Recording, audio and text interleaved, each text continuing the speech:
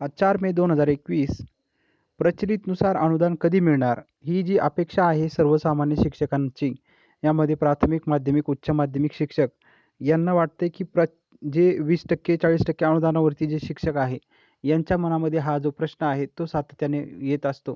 तर त्यामध्ये याची आपण थोडक्यात माहिती बघणार आहोत.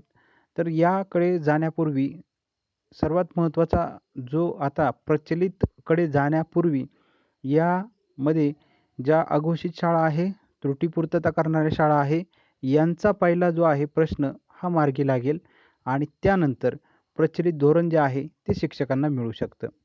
आता हे कसं? तर त्याचं पृथक्करण जे आहे ते आपण यामध्ये करणार आहोत. म्हणजे सर्वात प्रथम जे आता अघोषित शाळेवरती शिक्षक असतील, त्रुटीपूर्तता करणाऱ्या शाळांवरती शिक्षक असतील, यांचा पहिला प्रश्न जो आहे तो 100% सुटणार आहे आणि त्याच्यानंतरच प्रचलित धोरण जे आहे ते मार्गी लागू शकतं. हे कसं? तर याविषयी स्वतः घोषणा जी आहे ती प्राध्यापिका वर्षाताई गायकवाड, शालेय शिक्षण मंत्री, महाराष्ट्र राज्य यांनी सभागृहामध्ये केलेली होती. ज्यावेळेस आझाद मैदान मुंबई या ठिकाणी आंदोलन सुरू होतं. तर आंदोलन जेव्हा सुरू होतं, तर त्यामध्ये शिक्षक समन्वय संघाने अत्यंत चांगल्या पद्धतीने आंदोलन जे आहे ते मांडलं गेलेलं होतं. चांगल्या पद्धतीने त्याची मॅनेजमेंट करण्यात आलेली होती आणि सर्व शिक्षकांना याच्यामध्ये घेऊन हे सर्व शिक्षक समन्वय संघ पुढं आंदोलन जे आहे ते करत होते. त्याच्यामध्ये कुणीही अध्यक्ष नव्हतं, कुणीही सेक्रेटरी नव्हतं, कोणत्याच पद्धतीचं पद त्याच्यामध्ये घेतलेली नव्हती. सर्वसामान्य शिक्षक म्हणून त्यामध्ये एकवटलेले होते आणि याचाच परिपाक म्हणून महाराष्ट्रातील सर्व भागातील शिक्षक जे आहे, त्यामध्ये कोणत्याही संघटना जवळपास 32 संघटना यामध्ये सामील झालेल्या होत्या आणि सर्व शिक्षक, प्राथमिक, माध्यमिक शिक्षक कधी नव्हे तर एवढी गर्दी जी आहे ती या आंदोलनाला आपल्याला पाहायला मिळाली होती. आणि त्यामध्ये जेव्हा आंदोलनाला यश आलं, तर 12 फेब्रुवारीचा शासन निर्णय असेल, 15 फेब्रुवारीचा शासन निर्णय असेल आणि त्यानंतर 21-24 फेब्रुवारीचा शासन निर्णय असेल, हे शासन निर्णय त्यामध्ये निर्गमित झालेले होते आणि त्यानंतर निधी वितरणाचा शासन आदेश जो आहे, तो निर्गमित या ठिकाणी झालेला होता. आणि यामध्ये एवढे शासन निर्णय निर्गमित होऊन शिक्षकांना 20% 40% अनुदान जे आहे ते मिळालेलं होतं. आणि हे अनुदान मिळाल्यानंतर आता यामधील पुन्हा भेदभाव झालेला होता. ज्या शाळांना अनुदान मिळालेलं नाहीये, म्हणजे त्रुटीपूर्ततेमध्ये काही शाळा अपात्र झालेल्या होत्या आणि त्यासोबत अघोषित शाळा देखील ज्या आहेत त्यांना अजून अनुदान मिळालेलं नव्हतं.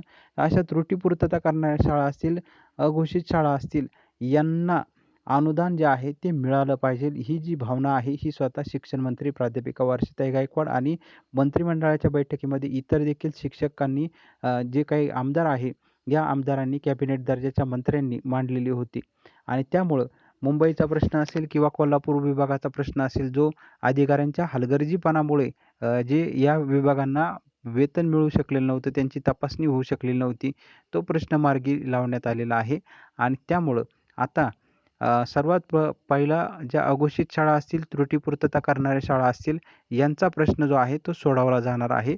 अशी स्वतः घोषणा जी आहे ती प्राध्यापिका वर्षाताई गायकवाड यांनी सभागृहामध्ये केलेली होती आणि या घोषणेनंतर त्यांनी सांगितलेलं होतं, की जेव्हा या शाळांना प्रचलितनुसार आणि त्यानंतर प्रचलितनुसार इतर ज्या सर्व शाळा आहे, मग ज्या सर्व घोषित झालेल्या शाळा असतील, त्यांना प्रचलितनुसार अनुदान जे आहे ते मिळेल. म्हणजे आता ज्या 20% अनुदानावरती असतील, 40% अनुदानावरती असतील आणि त्याचसोबत इतर सर्व शाळा त्यावेळेस अनुदानित झालेल्या असतील, अशा सर्व शाळा एकत्रित झाल्यानंतर प्रचलित नियमानुसार अनुदान देण्याचा विचार जो आहे, तो केला जाणार आहे. त्याच्यामुळं अजून प्रचलित धोरणाकरिता निश्चित घोषित आणि अघोषित शाळा ज्या आहेत, त्या अनुदानासाठी घोषित होण्याकरिता वाट पाहावी लागणार आहे आणि त्याच्याच नंतर हा प्रचलितचा शब्द जो आहे, तो मांडला जाऊ शकतो, असं स्वतः शालेय शिक्षण मंत्री प्राध्यापिका वर्षाताई गायकवाड यांनी मांडलेलं आहे. आता प्रचलितचा जर आपण कालावधी बघितला, तर प्रचलितकरिता अघोषित शाळा आणि अघोषित शाळा आणि त्रुटीपूर्तता करणाऱ्या शाळा, या आता 15 मेपर्यंत घोषित करायचं वेळापत्रक जे आहे, ते शिक्षण विभागाने घेतलेलं होतं. म्हणजे 1 महिन्यामध्ये सर्व तपासणी पूर्ण होणार होती. परंतु याच्यामध्ये निसर्गाने सुद्धा शिक्षकांना साथ दिलेली नव्हती. शिक्षकांमध्ये त्यामुळे निश्चित एक दुःखद भावना जी आहे ती वाटलेली होती. कारण चांगले-चांगले जे मित्र परिवार जे आहे, नातेवाईक असतील, आप्तेष्ट असतील, हे कोरोनामध्ये जे आहे ते बळी पडलेले होते आणि त्याच्यामुळे निश्चित एक दुःखद जरी वातावरण असलं, परंतु आता ही तपासणी जी आहे अघोषित शाळांची त्रुटी पूर्तता ज्या करणाऱ्या ज्या शाळा आहे, यांची तपासणी आता कोरोना जेव्हा निवळेल, कोरोनाचं वातावरण जेव्हा कमी होईल, त्यानंतर या शाळांची तपासणी होईल आणि त्या तपासणीला किमान 1 महिना तरी हा लागू शकतो. 1 महिन्यामध्येच ही तपासणी जर झाली जूनपर्यंत, आता हा कोरोनाची जी लाट आहे 15 तारखेपर्यंत लॉकडाऊन आहे. 15 तारखेपर्यंत जर लॉकडाऊन उघडलं, 15 तारखेनंतर जर ही लाट कमी झाली कोरोनाची, तर 15 तारखेनंतर तपासणीचं वेळापत्रक जर आलं, तर 15 मे ते जवळपास 15 जून, परंतु 10 जूनपर्यंत ज्या आपण म्हणू शकतो ज्या मागण्या असणार आहेत, सभागृहामध्ये मांडल्या जातात, या मागण्या मंजूर करण्याचं काम जे आहे ते मग त्यामध्ये विधानसभा असेल, विधान परिषद असेल, या ठिकाणी पुरवणी मागण्या मांडल्या जाण्याकरिता 10 तारीख ही शेवटची तारीख असणार आहे आणि त्यामुळं पुरवण्या मागण्या मंजूर होण्याकरिता 10 तारीख डेडलाईन असणार आहे. परंतु 15 मे नंतर आपण जर महिनाभर जर धरला, तर 15 जून होऊ शकतो. त्याच्यामुळं हे जे चित्र सध्या अशक्य तरी वाटत आहे.